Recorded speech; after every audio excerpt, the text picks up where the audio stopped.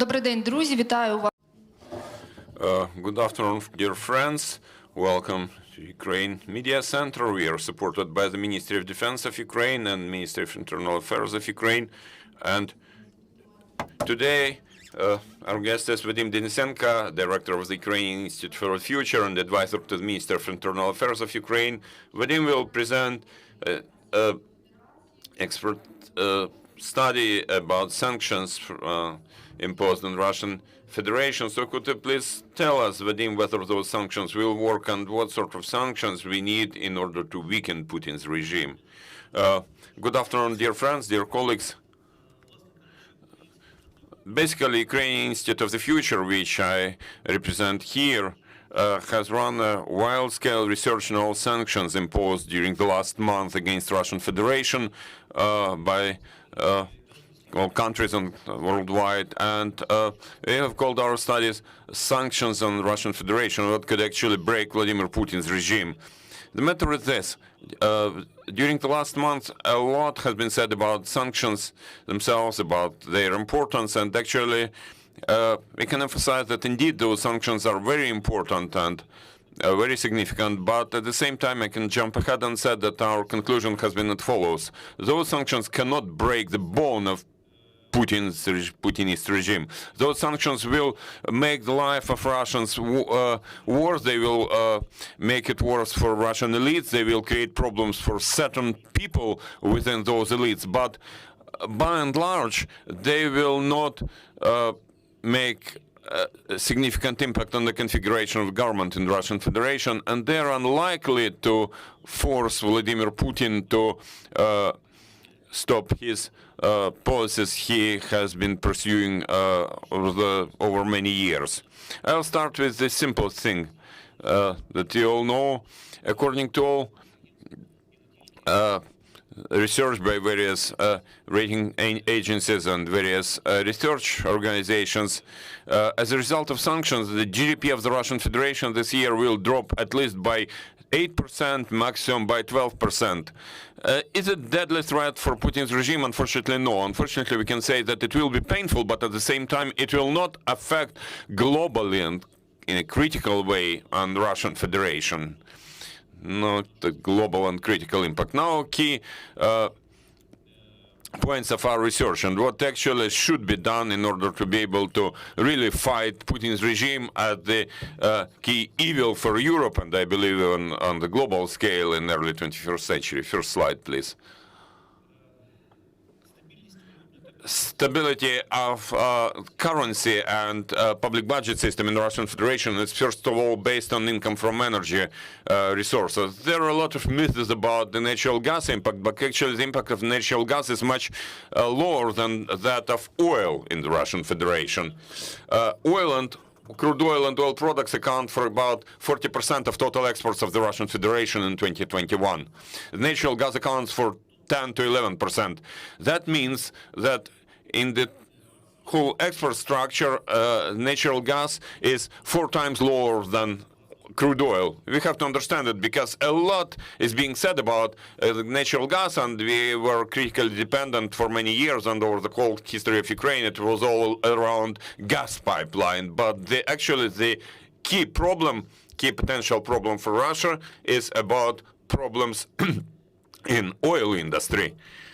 The share of oil and gas income in the federal budget of the Russian Federation is on average 36 to 40% year to year. In peak years it was up to 50 years, but generally now it's 36 to 40 years. So you have to understand that oil and gas income accounts for 36 to 40 income of the total federal budget of the Russian Federation. And within that structure, crude oil accounts for 5 times larger share income than natural gas. And about total rent payments in Russian Federation, 90% of it is crude oil and oil products. Next slide, please.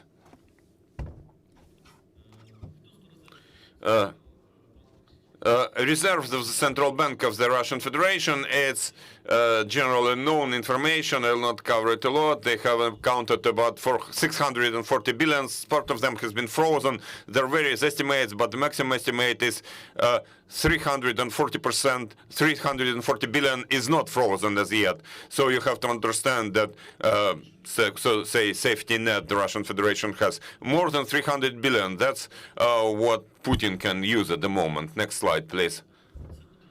This is one of the key slides in this whole presentation, just for all of you to understand that currently, due to oil products and natural gas, first of all, the excess in the trading balance of the Russian Federation is 18 to 20 billion US dollars a year. Even with all those sanctions, even with all those things, now Russia gets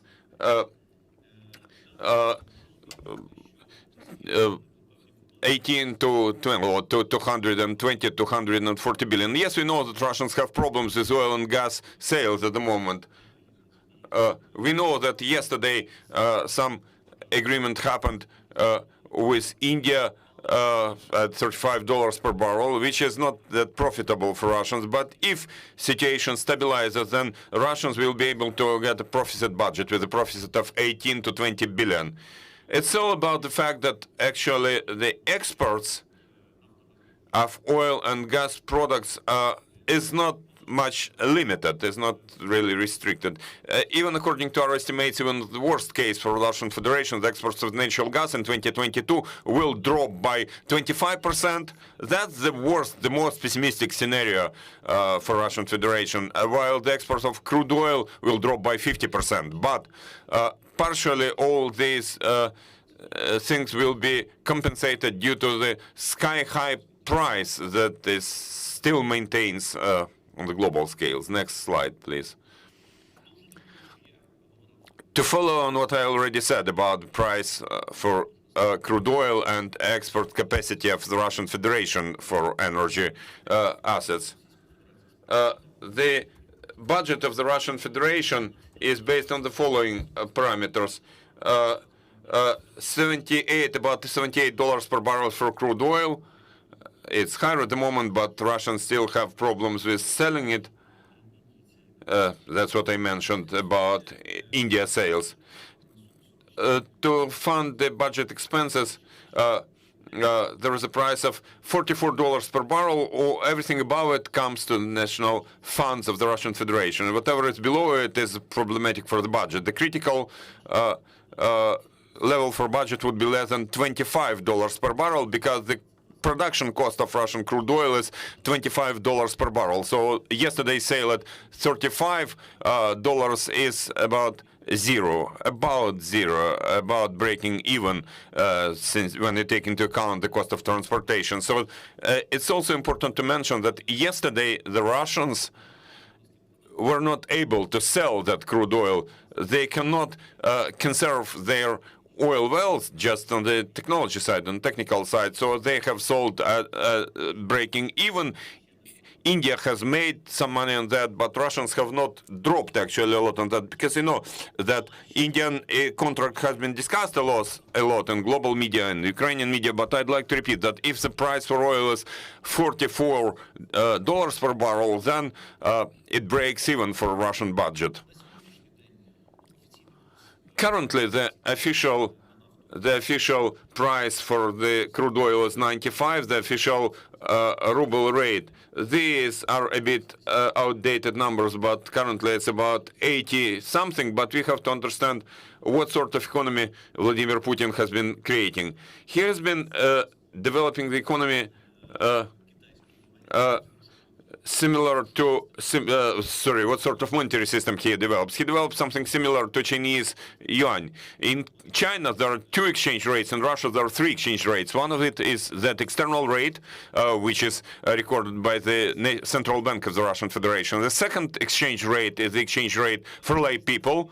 And the difference between those, between that rate of, and the official one is up to 25%, and the third one is black market rate, and the difference there is a bit higher than 25 rate. Those of you who lived in the Soviet Union in the 1980s, we had a similar system. There was that ruble of Bank, there was a general ruble which was only used within the country, and also there was a black market rate which was on its own, living on its own. So that sort of economy that Putin is developing now. those oil and gas profits allow him to balance the system, and as long as he has oil and gas super profits, he can maintain the economy and stabilize the exchange rate of the ruble, as it was happening recently. Officially, it dropped basically to pre-war, pre-invasion level. Next slide, please. Basically, I think after all I said, I will not disclose any top secrets if I say that the only critical factor for the budget of the Russian Federation, for the Russian economy, and for Putinism as such, Putin's regime as such, is price for crude oil and ability to sell that crude oil. As long as Putin is able to sell that oil at this price, basically he will be able to balance the social payouts and to keep the people in a more or less stable condition for Russia, and there will not be a lot of threats for his regime, by and large. Next slide. On next slide, we have listed, you can read our research materials on the website of Ukrainian Institute of the Future, and tomorrow we will publish the English version. But we have listed here the industries where there are really big problems because of those sanctions. Those industries include aviation, machine building, car, electronics, metallurgy, oil and gas sector. First of all, about modernization, they have actually been unable to modernize it, to upgrade it. They have postponed it for a year or two or three, and construction, because we see how the mortgage market dropped, and in the first days even up to 40% of all construction sites in the Russian Federation has been frozen. Indeed, these are big problems for the Russian Federation. Indeed, this hits very seriously a whole range of industries, but at the moment we can say that this will not be critical. It's about that 8 to 10% drop in the economy that the Russian Federation is to see this year. So this drop is indeed significant in many countries of the world. After such events, the governments would change. For many Europeans, it's unclear how you can maintain your regime when your economy when GDP comes down by 10%. But for Russia, it will not be critical, because it will hit middle class, it will hit the elites. Poor people who never makes revolutions. Revolutions are always made by the rich. And these events, at the moment, will not hit rich people to such an extent that those would be ready to make a revolution, for several reasons. One of the first and the most important reason is about the fact that currently the money there is more than sufficient money to pay the army and law enforcement, uniformed agencies. So they can keep in good conditions those who ensure stability of that regime. So based on this, based on the whole information we have, we don't have to expect any structural changes in those elites. More to it, we identify 8 groups in Russia which compete against each other, but they are all oriented towards Putin. And those sanctions have actually hit them, indeed, but at the same time, those sanctions do not force them to change the whole direction, the whole development vector, not to say they don't force them to look for any replacement for Vladimir Putin. Currently, the key problems for 2022 for their economy is reduced offerings of the goods, first of all imported goods, although they have introduced that new law. Inflation, which we estimate at 20 to 25% this year. Basically, yes, that's quite a lot, but it will not be as critical as many people think it is. More to it, with regard to the stability of the exchange rate, I'd like to remind you that there will be 2 exchange rates. One the official external rate, and the other one is the internal one for those people who are able to use it. And here you should also remember that now the Russian government starts to provide money to socially vulnerable parts of the population and then create certain problems for those. Those programs will later contribute to higher inflation, but at the moment, those programs would serve as sort of some monetary safety net for those vulnerable people. And third part is unemployment. Most probably there will be no mass-scale discharges in Russian Federation. People will will be working 2-3 days a week. They will be sent for unpaid holidays, but officially we are not to see any high unemployment statistics. Many people coming for looking for jobs and so on. And I would like to repeat that anyway, they will try and provide those people with something to maintain them afloat, so to say, and on the other hand, not to provide them with any reasons to start any revolution. Next slide, please.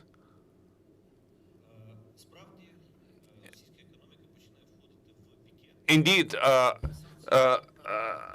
Russian economy starts